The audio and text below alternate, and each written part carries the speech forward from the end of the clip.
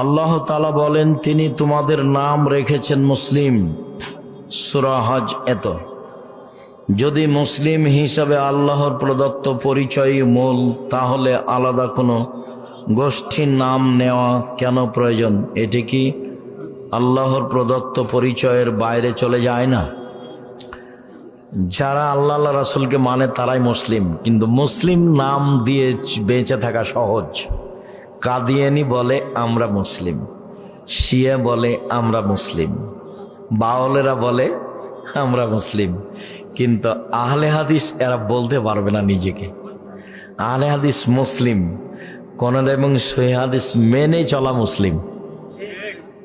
আহলে হাদিস মুসলিম, তবে কোরআন এবং সহিহ হাদিস মেনে চলা মুসলিম। যেখানে যারা মানুষের মতামতকে উপেক্ষা করে কোরআন এবং সহিহ হাদিস মেনে চলে, তাদের প্রচলিত নাম আহলে হাদিস। যেখানে যারা মানুষের মতামতকে উপেক্ষা করে কোরআন এবং সহিহ হাদিস মেনে চলে, তারাই আহলে হাদিস। ফকির হোক আর ধনী হোক, আর রাজা হোক আর বাদশাহ হোক, যে হোক না কেন।